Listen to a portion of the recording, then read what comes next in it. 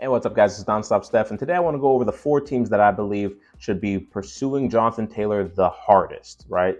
The idea behind this is that these teams are the teams that I think are close, but not there yet to win a championship, right? If you have a championship squad like the Chiefs and all that, or if you're the 49ers, you already have CMC. You don't need Jonathan Taylor, right? So these four teams, in my opinion, are on the outskirts of winning a championship. Like, they're not probably going to win one, but if they were to add one more piece, one more strong piece, I think they could actually compete. And with all that being said, let's just get right to it. My number one favorite option for Jonathan Taylor from this point is actually going to be the Dallas Cowboys, right? If you listen to what they have said this offseason, they have made it clear they are going to be trying to play mistake-free football. They're going to try to avoid too much, airing it out, right?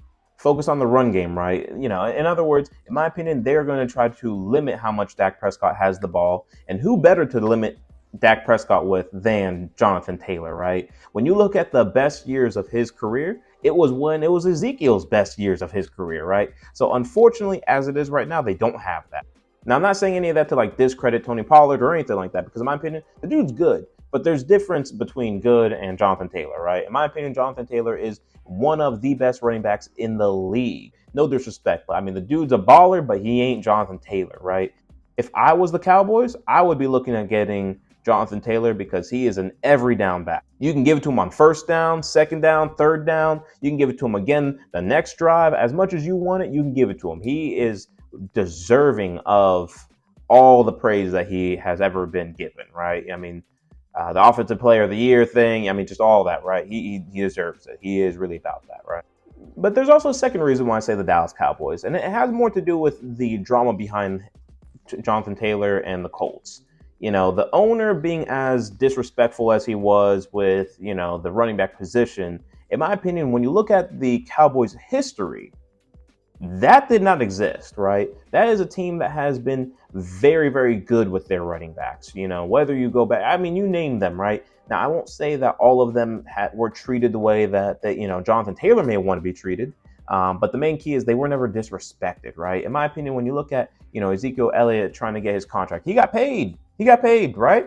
I mean, it's a fact. He got paid. If you look at other running backs throughout their history, I mean, they've gotten paid. So when it comes to Jonathan Taylor now wanting to get paid, I don't see any reason to believe that the Dallas Cowboys would not pay him based off their history. All right.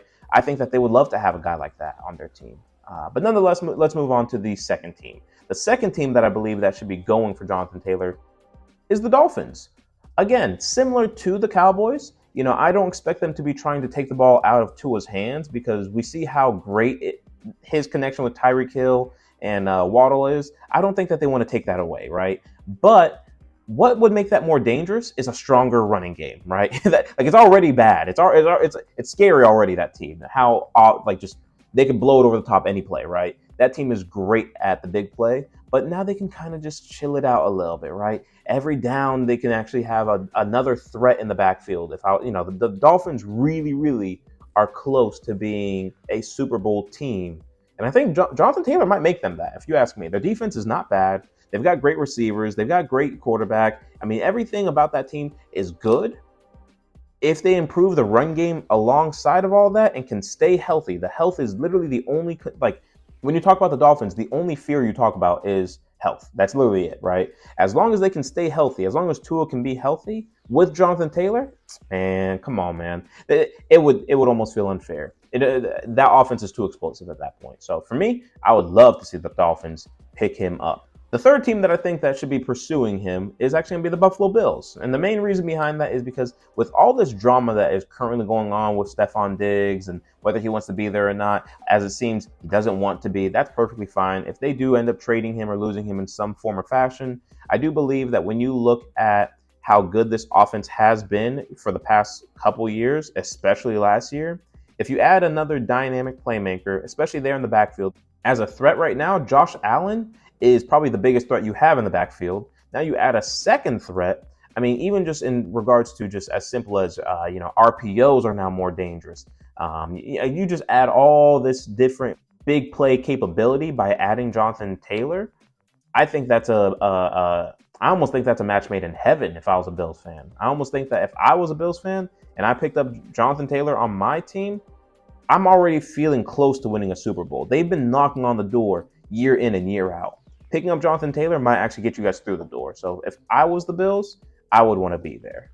And the fourth and final team in this that I want to talk about is going to be the Steelers, right? Again, another team whose history is good with running backs, right? Just like the Cowboys, you don't have to worry about that they won't pay me. I'm not going to say that they've got as rich of a, as a history as the Cowboys, but think about also the coach that they have. Mike Tomlin is arguably a top 5 coach right now in the NFL, right? So, I mean, the dude has a great relationship with his players, and no matter what, he never has a losing record. And I think that if you add more talent to this team, because that's the one thing that I would say that they were lacking over the last couple of years. Since this whole Ben Roethlisberger transition, they've not really had the amount of talent on the offense that they're accustomed to having, and they are a hard-nosed, run-the-rock team. That is what they've been, right? They built that team off great defense, great run game. That is what that team's history has been. So adding a guy like Jonathan Taylor would actually really just fit the scheme and what they've done forever. That's what they've always been. And I think that when you look at their division as well, they are trying to break through and be near the top. Now, I don't know that they'll be able to win the division, but I will say that if they were able to pick up Jonathan Taylor with the unfortunate injury right now to Joe Burrow, with the, every year someone's got question marks about Lamar Jackson. I'm not one of those guys, but hey, they are there. So if you, still have doubts about Lamar Jackson and the Ravens, and with Deshaun Watson, how poor he looked last year, I'm expecting him to do way better this year. But the fact of the matter is he didn't look great. The Browns did not look great last year. If that was to continue, that opens the door for the Steelers to rise to the top. And if I was the Steelers, I see no reason to think that we wouldn't be able to, right? I mean, you look at the connection between Pickens and Pickett. I mean, that looks great. That's going to be one of the best wide receiver quarterback duos that we'll see this year for sure. And then once again, you add another threat to the backfield. Defenses will now have to be more concerned about the backfield, which will mean they'll bring more people in the box. They're going to allow this young quarterback to have to air it out. And if this wide receiver quarterback duo is as good as I believe it's going to be, you can either beat them in the air or you can trust the very well trustworthy Jonathan Taylor to get you the first down. I mean, that's just what this is, all right? Jonathan Taylor, no matter which team he goes to, will be a difference maker.